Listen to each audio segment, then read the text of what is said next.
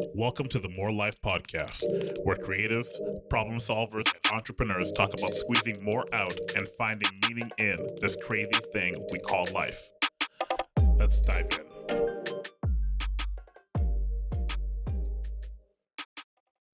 Stuck in that same loop, though, where they have zero ways, like systematized ways. Like, this is my process. Like, what I just did, it took me about 2 minutes to kind of throw it out there and to say specifically what we do to prospect clients. Most people I talk to do not have that. Wow. What would you say to people to like who need to start? Because I'm in the process of writing a course going from freelance to agency, just because that's what I've done in the last 3 years. And I feel like there's a lot of freelance photographers and writers and designers who have a product but don't have a business. My product is I provide writing services, but how do I translate that into an agency? How do I translate that into a business model that operates without me? That's what I think is a major goal for a lot of people, where they're like, I can go on vacation or take maybe 3 days off and go to a cottage and relax for a little bit, and decisions are being made. Things are happening in the business that I don't have to specifically do. If somebody is a freelancer, Helen, how would you tell them to start to systematize a way to attract, or what the best method is for them to get some new people other than just referrals? Yeah. Okay. So I would say the first phase is all about just identifying who you're really talking to. So obviously, I would highly recommend using social media, because that's what I'm all about. And I feel like you need to really identify who you're talking to, what you're doing for them, and what that's really going to do for their business. So once you've done that and you've positioned yourself in a way where you're the obvious answer to that specific person's problem, you're miles ahead already. So if that's so super clear that you could, a 5-year-old could understand it, then then people are going to reach out to you just from that. If you get that spot on, people can reach out to you just from getting that right. Okay, because I get it all the time. Now, obviously, I do a lot of other things as well. It's important to obviously make sure your profile is aligned to them as well, so it really resonates with them as soon as they land on it.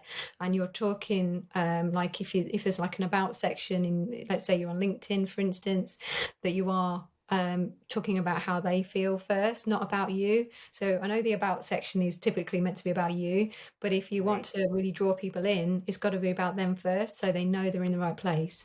So that's another big thing you need to work on.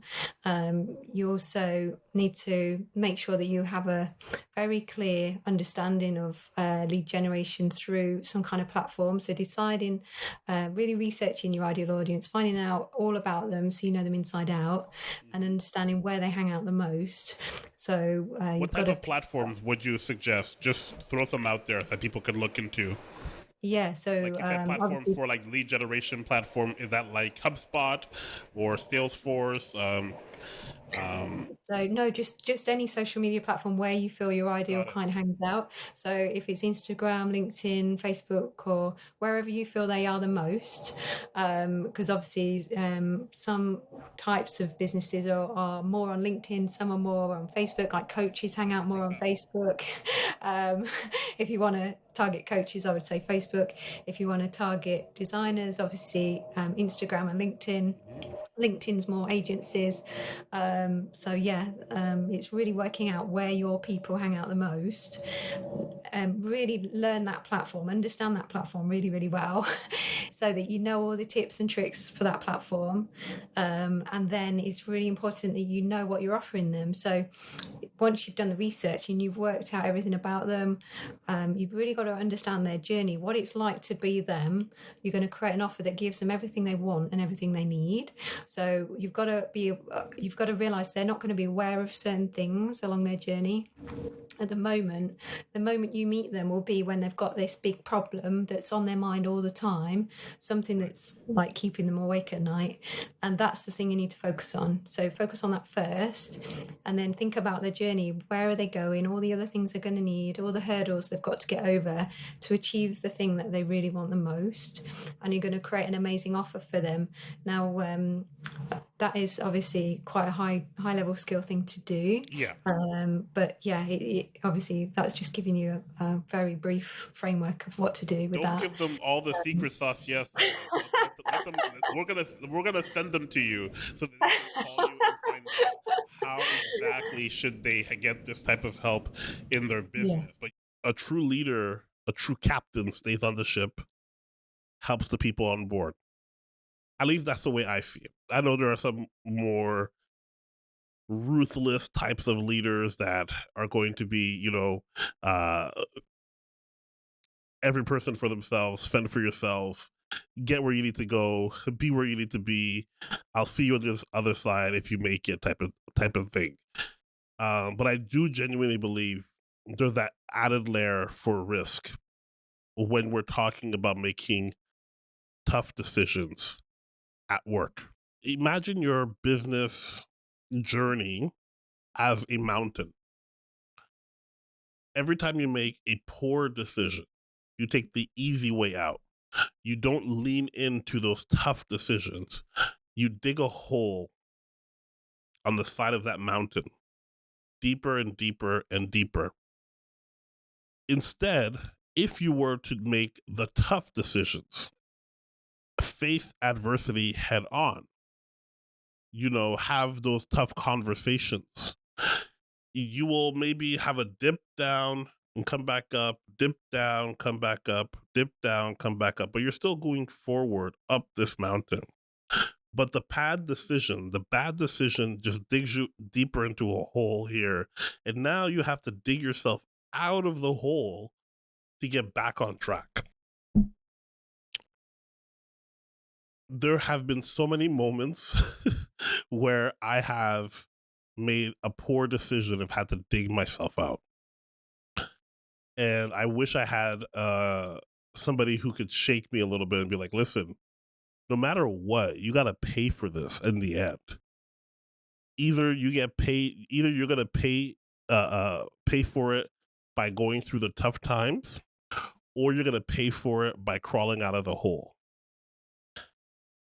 After now that I've done so many months and years and weeks of leading a team, it is so much more worth it to face the tough times than to dig out of a hole. One bad decision doesn't mean you have to make the next bad decision.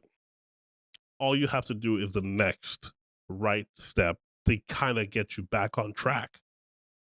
So when there is something that is tough, that is challenging, this is what I do.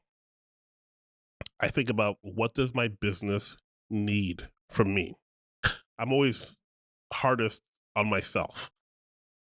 I'm always the person who is thinking, what should I be doing better? How could I be? If there's a problem, immediate blame first goes to me. And then obviously, if there's other blame to go around, we have other conversations with different types of people about like what went wrong. But I always look at it from, how did I lead this person poorly to get them to here, or was this just a human error or whatever? But what does the business need from me? And I'm a stickler for us, anyways, about our purpose, our mission, and our vision. We just trying to hone in on that. What is our intended purpose of existing on this planet, and how do we see ourselves in that world, and how are we going to accomplish that goal in that world?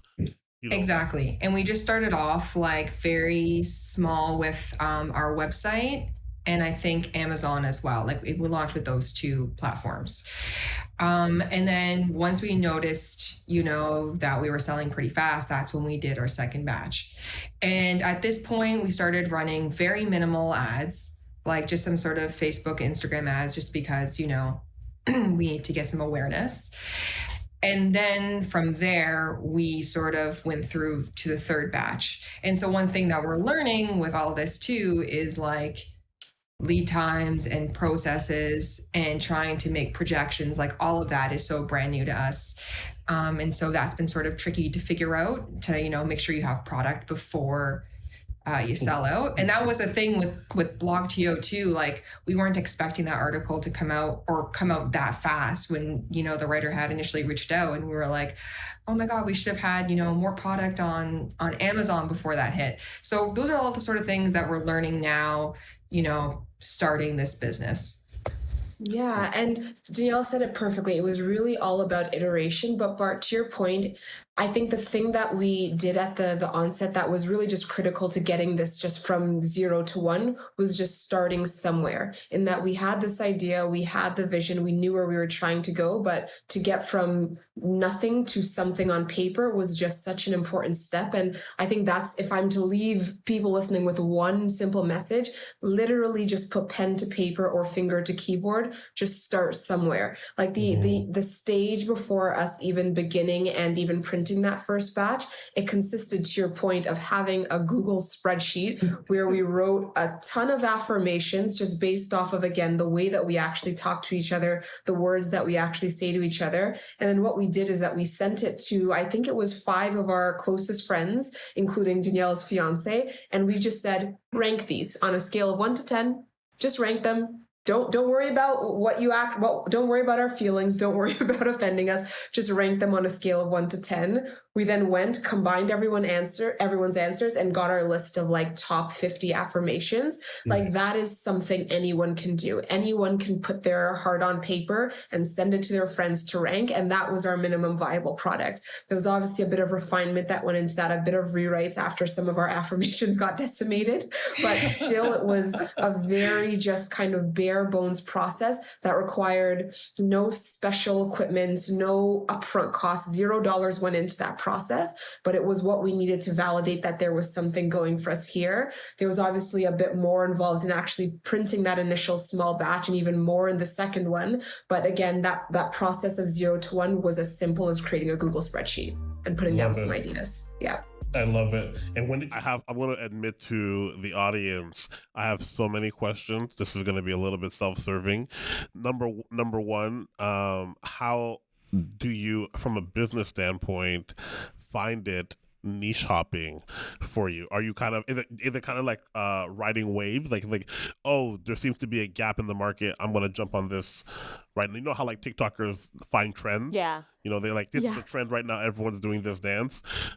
Is that kind of what it's like, niche hopping? And how long do you per se like do any one of these audience specific approaches? Is it a couple of years? Is it just like 18 months? So niche hopping, I don't know if I would recommend it for people. I've never heard it before today. Yeah, I don't know if that's like the best business advice out there, to be honest. It kind of just happened gradually, I think, because based off of like the goals and also the values that I had with the Quirky Pineapple Studio, I wanted to start using like our services to better support people who are mission driven. So whether they give back or maybe they are, I don't know, trying to fight racial justice, like right, they have like a cause, racial justice and all of that stuff. Yeah.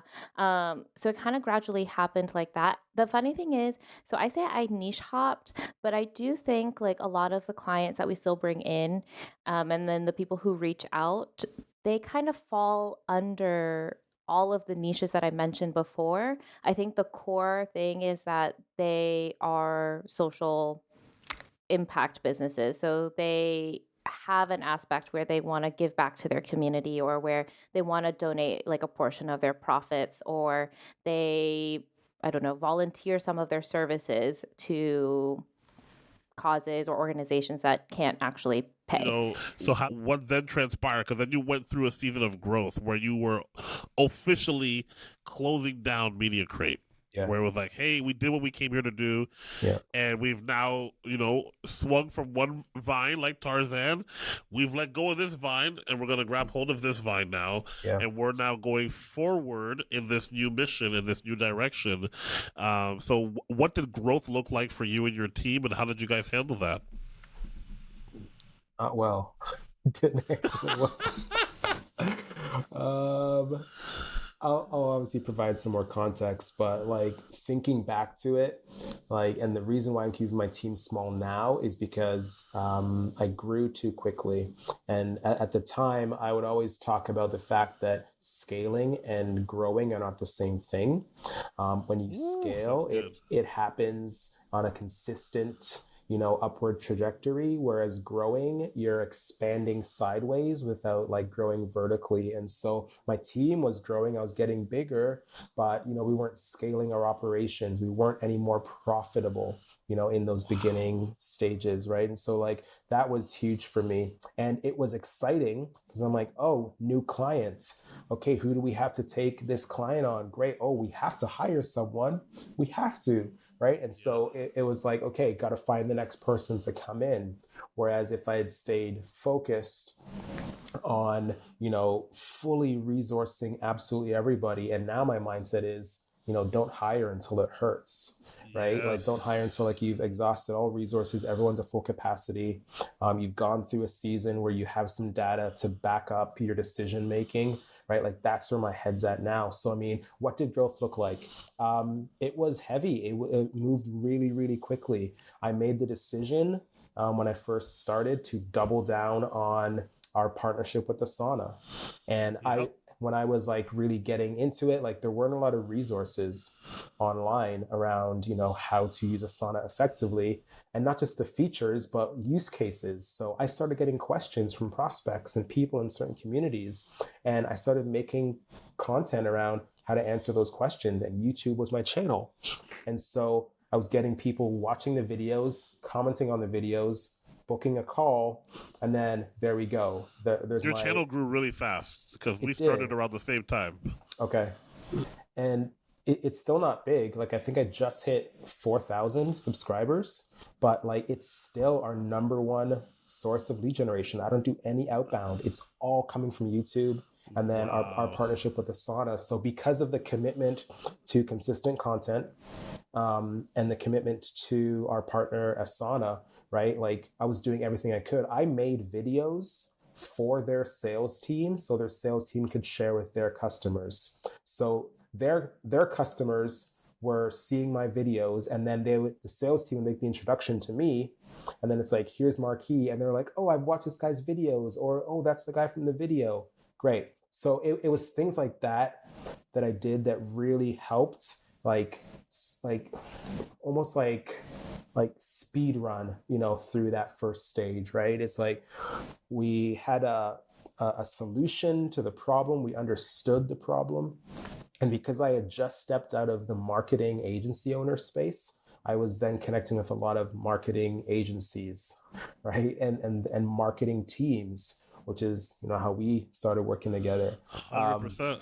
But yeah, there was just a commitment to the partnership and content, and everything just kind of came from there. But again, the mistake I made was thinking that I needed this big team, because that's what people were buying at the end of it, was like the agency, the consultancy. And I got lost in that for a little bit. The next thing that I think is really important to help you stay sane as you are trying to grow a business is never be the smartest person in every room. That goes in so many different ways. Meaning, if you're growing and you have some team members, whether they're part-time or contract or virtual, you don't only want to hire somebody who is not as intelligent or capable or dreamer, how big they can dream as you are. You don't ever want to be that, because then the whole business is limited by you, your capabilities, your understanding, your knowledge, your capacity. You need to look for people when you are hiring, and you need to start to think about, as a leader in your business, you need to start to think about who around me is a multiplier. Who around me can I give 5% of my time to, and they can give me 25% back? Who is somebody who I can give a piece of information and they can run with and execute in multiple spaces and not just the direct instructions that I gave them? Finding multipliers takes skills, and especially if you're at the beginning stages of your business, you may not know necessarily what to look for in interviewing and hiring, and all that kind of stuff can be very complicated. But that's a very good indication that you're on the right track. Is you're like, oh, if I had this person, I would be able to do X, Y, Z so much more because I trust them that much to handle the other parts of this. You need to have people around you who are intelligent. So whether it's your clients, don't only work with clients that you feel that you know more than. Don't only work with clients that you feel that you can lead them and like, okay, well, I'm going to be the smartest person in that room. You're going to want to look for, if you want to grow, you're going to want to look for people that stretch you in your capacity. Not every single time, but sometimes when you guys are doing the same type of projects and you feel real comfortable, it's ready to go for the next leap. This is how you stay sharp as you are trying to grow a business. You're like, okay, I'm going to start to talk to different levels of companies. Maybe you're talking to boutique firms. We did this as well when we first started out. I wanted to find a company that would hire me that, maybe was making $150,000 to $300,000 a year. I knew back then they'd be willing to pay, $500 or $1,000 for a logo. That would make sense for them. As we progressed, we started looking for different profiles of businesses. We started looking for $500,000, $1 million, multiple millions of dollars, because now those people are willing to afford, or not even afford, willing to invest in the value that I am proposing that I offer. And somebody that you and I have listened to and have heard, Bart, is Gary Vaynerchuk. And I saw an advertisement said, get coached by Gary Vaynerchuk for 1 year. It's a contest he's running. Get coached by Gary V for 1 year. And I thought, that's an incredible prize to win. Yep. I don't think I'm ready to win that right now, because I don't know if I would be able to, because he's not going to do it for me. No. He's going to kick my tail all day long. And if I come back the next week and I tell him I didn't make progress, that's the type of thing that he's just going to be like, I don't have time for you. And then he moves on, because I don't care about my outcome more than he cares. He cares about it more than me at that point, and he's just going to be gone. I'm peace out. I don't have time for you. If you're not going to put in the work, I sure as heck ain't going to put in the work. So when we're talking about breaking through those obstacles, it's all about, first and foremost, taking accountability and wanting it more than anybody else wants it for you. And then once you've got that and you've got that in your brain, it's then surrounding yourself with people who are going to be brutally honest with you and want the success for you. Not more than you want it for yourself, but who want to see you succeed. And, we have our call that we do every single week, Bart. Yep. Nothing fires me up more than to hear you come back, or hear any of our students come back and say, here's what I did, here's how I'm succeeding. And I want to celebrate that with you. But the thing is, I don't do it for you. We don't do it for one another. We may partner up and do it with one another, but it all comes back down to your desire and ability to humble yourself, take the advice, and apply it. You mentioned something that's so key, and this is where we're gonna end. I wrote it down, but you really touched on it, and it's the people that you surround yourself with. You have, like, we have our roundtable call. You mentor myself and 2 other people, but you also, I'm assuming, talk with somebody else and find somebody who may be further ahead either in life or in business or whatever, in marriage. And then that's also, what I've discovered is, I haven't even asked you this if it's true or not, but what I've discovered is successful people never do it by themselves. They always have, anybody who's truly successful has some type of counsel, advisor, or somebody, or at least somebody where they can offload a bunch of ideas onto, an advocate of some sort, because the road is long and it takes a lot of stamina to break through all these barriers, and you have to be headstrong enough, and you need a sounding board of some sorts. And the type of people that you surround yourself will determine how far you can go, because those are the people who push you, who challenge you, who help you, who guide you. I think that just from a business perspective, when I looked at creating just a beer brand and a distribution model, it's a cash negative model. You don't break even for a long time just starting to distribute your beer. Plus, you have to penetrate the market and get market awareness. Yeah, so you're going to be spending lots of money up front. Yeah, and so I understood that, I run pretty successful, busy locations. So I understood that those are all opportunities, to expose people to a product. Yeah. So I kind of wanted to mend both of those worlds. And so you didn't have a shop. You weren't selling packaged beer at the beginning. You were just doing the restaurant that served your beer. Exactly. Gotcha. Yeah, the restaurant that served their beer, because the Starbucks model, 1 cup at a time. 1 cup at a time. So that was in my head. I just read Pour Your Heart Into It, and I was like, Howard Schultz is the man, so definitely he's onto something. So I took that approach with it, where we could control an environment and we control the experience and create an experience that people could align their identity with. Plus, we had 100,000 plus people coming through the doors every year. Yeah. So those are all impressions, and I thought that we could create this dope experience for people.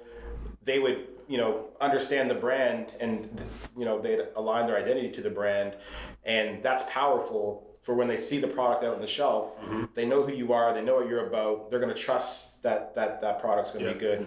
Yeah. You guys have been doing direct to consumer for a minute now, and you're starting to also do a full-on distribution in grocery stores and beer stores and stuff like that. How does one go about doing that? Like, how do you contact the right people? How do you find the right people to make those type of deals? Like that, I feel like a lot of entrepreneurs who listen to this, they have maybe ideas like, but how do you get your foot in the door? They want to be in the room where it happens, like Hamilton, right? You got to be willing to do the research. Yeah. You got to be willing to go in and put the work in. It's not easy. It's very complicated and difficult dealing with distributors and their processes, how they process orders, how you're allowed to get your product in the LCBO.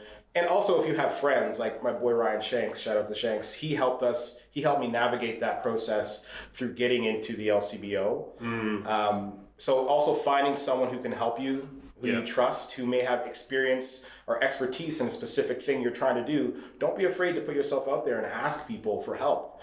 But I think all too often people get discouraged by how difficult something is, and they just let that door close. Right? But true. You gotta be resourceful. Yeah. And you got to find ways to get your shit done. So if you don't understand something, either go out and do the research to do it, to understand it so you can do it, or find somebody who can help you, right? Yeah, if you could have done it by yourself, you would have done it already. Yeah. You know what I mean? So it's one of those things where it's like, okay, I have to be willing, like you mentioned it, humble yourself and be like, no, I don't have this skill set, or I don't have the Rolodex or the contact list or whatever, for the people that don't know what a Rolodex is. Right. So listen, people are graduating college that were born in 2000, so you gotta let that out now. Yeah. The Rolodex was something that you had like a list of contacts that enrolled. Yeah. That was a name brand. But yeah, if you don't have those contacts, then you don't have an opportunity to get yourself in the door. So there's strategic partnering that you don't have to give up capital for, but you just need to I need a Sherpa, somebody who can get me from here to there because I don't know the way. Yep. Yeah, and it's one of those things the more as you develop that business acumen, the more you realize, okay, there are some things that I will do, Yep. and there are some things that I will either partner with somebody or I will pay somebody to take care of for me. Right. You can, if you're starting like a show, a brand, or something, you can pay somebody to do some PR, get some brand deals. Yep. If you don't have the acumen to do that type of stuff, you can get somebody to do that. Right. But you have to figure out, again, like we said, like a plan. You have to figure out, say, okay, in this plan, at which point are we ready to bring others in?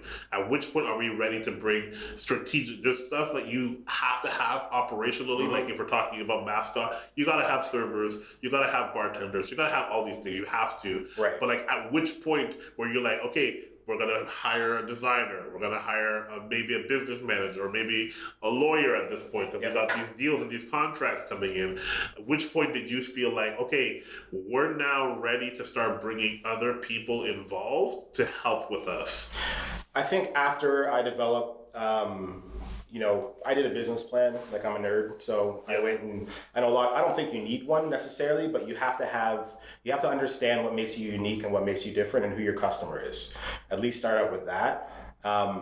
But I was saying, okay, if I need to develop a business plan so that people understand what I'm trying to accomplish and what I'm trying to do, so I can explain to them who we are, what we're doing, and motivate them to want to help me. Yeah.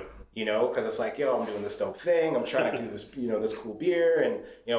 And you reach out and use your story and your elevator pitch, whatever. You use that. It's not just for investment. It is for investment. It's for investment of other people into you. Right. Not just monetary. Business. Not monetary, right? Yeah. So you use that. So, I think you need to at least start with that to explain to other people who you are and what you're doing so that they can feel, either they're going to be like, oh, this is cool, I'm going to help you, I believe in this, or, I'm too busy, beat it. And then you kind of got to go figure out another way. Drawing board all over again.